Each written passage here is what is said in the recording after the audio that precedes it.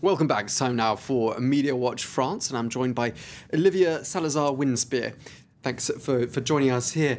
Now, starting off with France's new government, 24 hours after the announcement, we're getting an idea of just who are these people, because there's lots of new faces for us, especially us in this industry, to memorise and get familiar with. Well, it's true that the new cabinet threw up a few unfamiliar faces for the casual political observer, let's say, and even the best of us.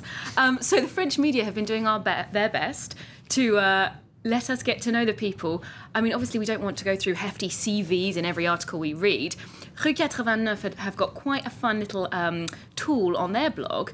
Do you know the game Guess Who from childhood? Yes, I think it's quite a sort of 70s, 80s. Exactly. You eliminate options for your partner's character, and that's how you discover who they are. Is it a man? Is it a woman?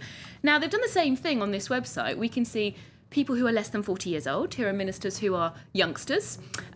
We've also got some quite funny ones who voted for example, Ségolène Royal in the socialist primary. Not many people, and they're all women, funnily enough. Also, marital status, who's married, who's not married, and there's a bit of a joke in there, as in who lives with a journalist. 4 of them are attached to journalists, including François Hollande, Valérie Trierweiler, of course.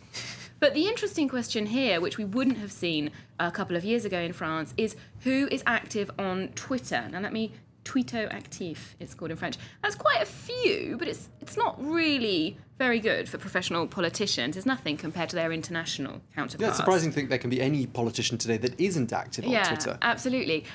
Europe 1 did a little blog post on that today, and they looked into who were the best tweeters. They say that Benoît Hamon is a good tweeter. He's got over 100,000 people following him, whereas Jean-Marc Ayrault, the Prime Minister, is way below that. But I mean, obviously that's going to change in the next few months, because I think during this campaign they saw what a tool Twitter could be.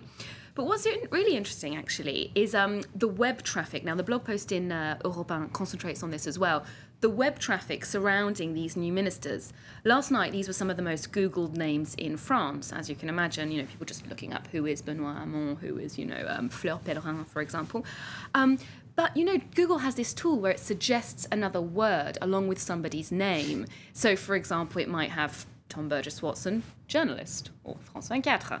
And Google's shown us what the most associated words are with people's names. So the real worries for the French people were religion and sexual orientation. We've got a lot of Benoît Hamon followed by the word Jewish or gay, Pierre Moscovici and Laurent Fabius, also followed by the word Jewish. Also, the names of women they may have been linked to in the past in certain scandals, including Carla Bruni for Laurent Fabius.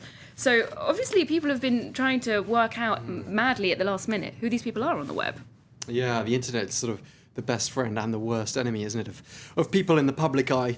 Now, one of the things that was announced today is this pay cut. I mean, sort of talk about a top-down deficit reduction measure, quite an impressive move. So who's going to be taking the cut?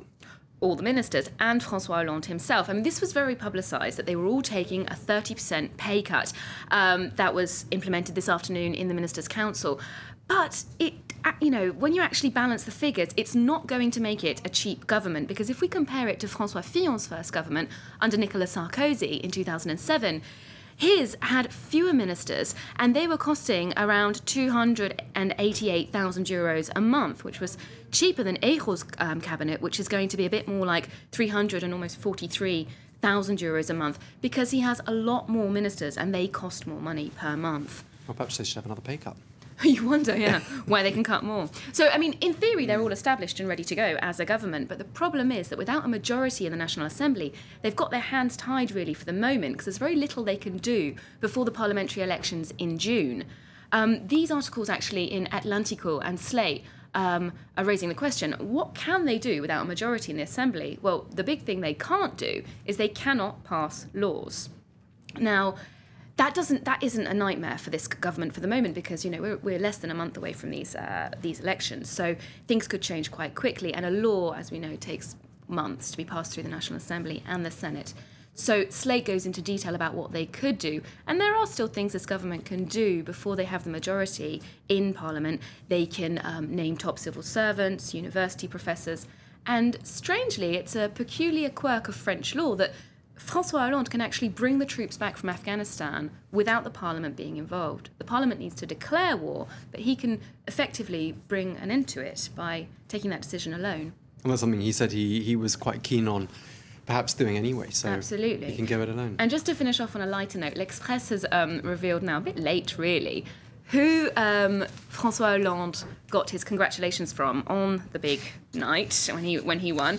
Of course, the first person to supposedly congratulate him was Nicolas Sarkozy, the defeated. And he said, well, you should make the most of today and tomorrow because this will be the only carefree day in your career. The rest of it, you're going to be woken up in the middle of the night by another dead soldier in Afghanistan or something like that. So it wasn't that cheerful. Angela Merkel had more questions for him than congratulations. She asked him first, can I talk about this phone call publicly in the press? And second, are you coming to Berlin, as promised? So that was first thing on her mind. And Barack Obama didn't manage to get through to him. He was at the Bastille, partying with his supporters, so Barack had to call back. Yeah, well, it's easy to imagine that his telephone line was fairly busy on that particular day. Yeah, he was a busy man. Just very graceful of Nicolas Sarkozy to have been one of the first to call him up. 'Cause in fact, his exit speech was quite graceful anyway. Very dignified. Very dignified indeed. Yeah. All right. Well, thank you very much indeed, Olivia Salazar-Winspear. That was Media Watch. It's time now for a check of what's getting people blogging, clicking and surfing online. Our daily date with cyberspace. Web news starts right now.